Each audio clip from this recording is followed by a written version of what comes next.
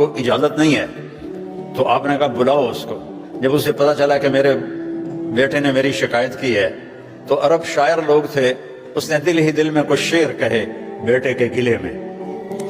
تو جب وہ مسجد میں آیا تو جبریل آ گئے کہ یا رسول اللہ فرما رہے ہیں اس کا آپ کیس بعد میں سنیں، اس سے کہیں پہلے وہ شعر سنائے جو زبان سے نکلے نہیں، کانوں نے سنے نہیں، عرشوں پہ اللہ نے سن لیے ہیں۔ تو آپ نے جب اس سے پوچھا، کہنے لگا اشہد انک رسول اللہ، یا رسول اللہ میں گواہی دیتا ہوں آپ اللہ کے رسول ہیں۔ اللہ کی قسم کچھ دکھ بھرے جذبات نے الفاظ کا روپ دھارا، لیکن وہ میری زبان پہ نہیں آئے، میرے دل میں آئے اور آ کے گزر گئے۔ آپ کے رب نے وہ بھی سن لی۔ تو آپ نے کہا، اب اللہ کہتا پہلے وہ سنا پھر تیرا کیس سنوں گا۔ تو نے کہا جی میں نے کہا تھا بیٹا جب تو پیدا ہوا تو میں نے اپنے لیے جینا چھوڑ دیا۔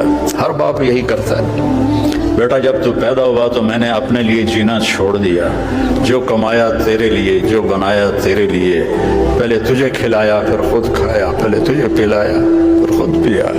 جب تو بیمار ہو جاتا تھا تو ساری رات تیرے سرانے ہم دونوں ماں باپ تیرا پہرا دیتے تھے، اور ہر لمحے ہمیں ڈر لگتا تھا کہیں مر نہ جائے، کہیں مر نہ جائے، حالانکہ موت کا وقت تو مقرر ہے۔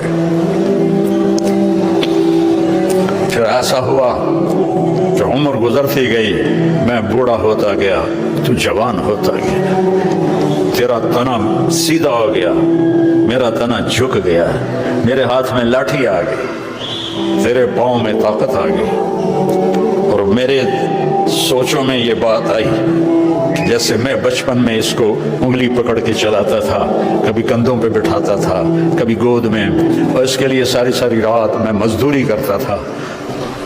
پوچھو جو یہاں قبروں میں پڑے ہوئے ہیں تمہارے ماں باپ کہ انہوں نے کتنے دھکے کھائے، یا میں تو 82 سے آ رہا ہوں، 42 سال ہو گئے ان ملکوں میں آتے ہوئے، کیسے کیسے انہوں نے مشقتیں برداشت کی اور تمہارے لیے راستے ہموار کیے۔ اور لیکن ایک دم میں نے کیا دیکھا کہ تیری آنکھیں ماتھے پر چلی گئیں، اور تو مجھے ایسے دیکھتا تھا جیسے میں تیرا نوکر ہوں اور تو میرا مالک ہے۔ میں نے اپنی ساری زندگی کے تصور کو جھٹلا دیا کہ ہاں واقعی میں اس کا نوکر ہوں، کہ میرا مالک، اگر میں باپ ہوتا تو میرے ساتھ یہ تو نہ کرتا، اور نہیں تو حال ہی پوچھ لیتا، جیسے پڑوسی کا حال پوچھتے ہیں تو میرا حال ہی پوچھ لیتا، لیکن تو نے تو میرا حال پوچھنا بھی چھوڑ دیا۔ بہت دکھ بھرا ترجمہ ہے، میں کر نہیں سکتا، مجھے خود رونا آ رہا ہے، جذبات پہ قابو نہیں ہے۔ تو میرے نبی کی روتے روتے داڑھی آنسوں سے تر ہو کے یہ کرتا بھی بھیگ گیا، آپ اتنا روئے کہ آپ کی داڑھی اور آنسو ایسے کرتا بھیگ گیا۔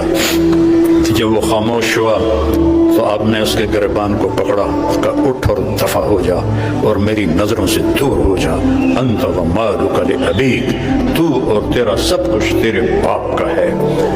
یہ سائنس نہیں سمجھائے گی ماں باپ کیا ہوتے ہیں، IT نہیں سمجھائے گی ماں باپ کیا ہوتے ہیں، میرا نبی سمجھا رہا ہے ماں باپ کیا ہوتے ہیں۔